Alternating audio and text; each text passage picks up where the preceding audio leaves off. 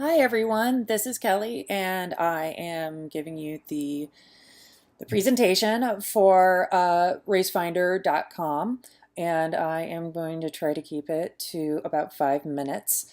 First off, I wanted to go over what are the goals of the app, and the primary goals are to be able to search for a race, running race, based on location or time of year, to be able to view the details of the race, and also to have a user log in, sign up, uh, that would then enable them to perform secondary goals, which would be to save favorite races and to review and rate races. With the alpha testing feedback, Christina was my alpha tester, and she provided a lot of great information. She wanted to have the ability to search by both date and location, not an either or. So the first version of the app, the search was an either or. So you could either search by a date or by the location. And she wanted to be able to do both. So she was taking vacation next week in Canada. She would like to be able to search both of those things at the same time. She would like to search for races other than marathons since she's not much of a marathon runner. And she wanted to have the ability on the filters to search for things like an obstacle race, the Tough Mudder being one of the more notable ones, or a relay race. The calendar page on the mobile was confusing for her, but overall the app was easy to navigate both on mobile and desktop. So what I'm going to do now is go through the iterations for mobile and desktop, and I only want to iterate on the home slides, the results slides, and the detail slides for each. So here is the mobile homepage and the various iterations that we had. On the left is the wireframe. It didn't change too much for the first and second iterations on the wireframes. Next to it, we can see that we've done the color comp, and trying to play with the call to action a little bit with the find a race you love and the placement of that. And it was just, really wasn't working off to the side. So I ended up, you can see in the third iteration, moving it down to at the bottom of the main banner image. The other thing from the first to the second iteration, you can see that, in the first iteration, it was basically the when or where, and now we have the option to basically, determine your when, your where, and your distance, one or all of these things, and then go and do a search. For the results page, initially had this very clunky filter at the top, and then you went down to see your sort results. Ended up, basically completely getting rid of the filter here, and this is, in a real design, this would be a toggle button that would actually drop down the filter versus going to another page, but, replaced all of this with just a filter button. And then in the comp, ended up adding what the results were for that the person searched for. So then that way they could see, oh, did I mess up in selecting my dates, or if I want to modify them, they do have that option there. And I also made this look a little bit more like an accordion. Details. Mobile details.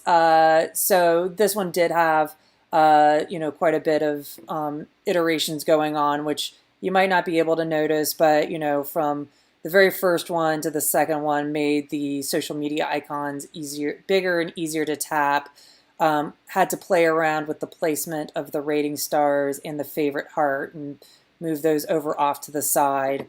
The stats were originally, the icons were stacked together, but then in order to save real estate, move them to be in line with each other. In the color comps, you can see that I was using this gray background that didn't have a lot of contrast, was difficult to see with the photo. And then second version added the teal instead. And that's pretty much the big differences then from the wireframes to the comps. With desktop iterations home, The first and second versions did not have a lot of changes to them.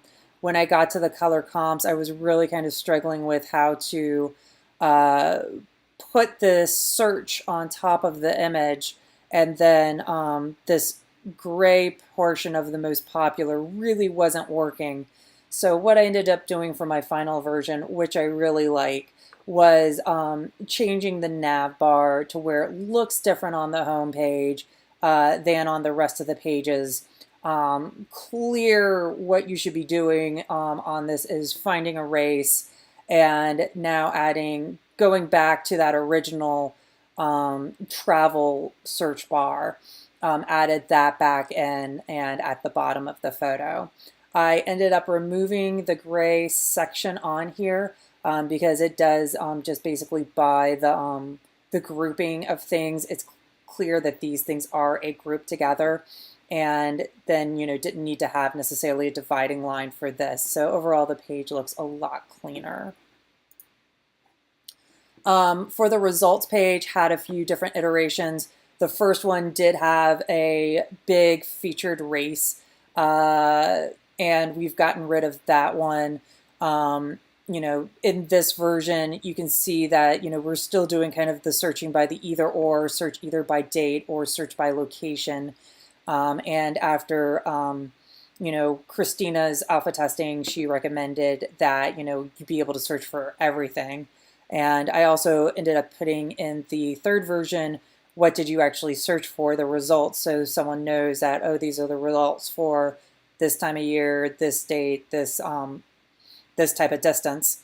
Also added the distance search on this third version. Really still not happy with the way we're going with the icons. Looked really great here, but then try to show them as buttons to show interactivity, but that didn't look as clean. And so still trying to figure out with these icons, trying to keep them clean, but also show interactivity. So that's still something I haven't completely worked out, but it is something that, we're still trying to keep the clean look. Also, from going from the third version to the fourth version, here in the third version, trying to show the sponsored race just by a different typeface. Whereas in here, just actually did a bar that says, orange bar that says sponsored race, to where it's not really too much in your face, but it is clear that it is, is a paid advertisement. The other thing too is I went ahead and changed the font color on the titles here to match the font of the body copy, and I also left the colored underlines, and so for the sponsored race there is that orange underline to just kind of give it that little extra bit of pop. For the details page, just minor tweaks on this throughout. Originally I thought there needed to be an ad on the details page, and when turns out we didn't need it, was able to check this and have a much better flow over here. In the colored version, really the biggest change was we did have this highlighted in gray to show it as a button, but it doesn't seem to be necessary, so I removed that there. But really there wasn't too many changes. Another change was here, the gray navigation bar started to bleed into the photo. So one of the things that I did for all of the pages actually is add the little teal line there on the bottom to separate the navigation bar from the photo. And so this is something that even if you had a really bright photo with a lot of the blues where the teal bar might bleed into, then you'd still have the dark navigation bar. Beta testing feedback. I tested 2 users, Gabi and Aaron. Gabi is a marketing professional, and Aaron is actually a UX designer. So they both gave some really fabulous feedback for this stage with the look and the feel. They both really enjoyed the look and the feel. They said it was friendly, it was fun, it was engaging. So, it definitely was meeting the emotional needs. They both could tell that it was geared towards runners. So it met the functional needs as well. Mobile calendar, still a little confusing, so that could use some work. And both of the testers suggested some additional information that they would like to see, uh, more running details, such as, the city and state of the race on the results page, and also to maybe add like the day of the week or a course map or a link to a course map. So there are some areas for improvement.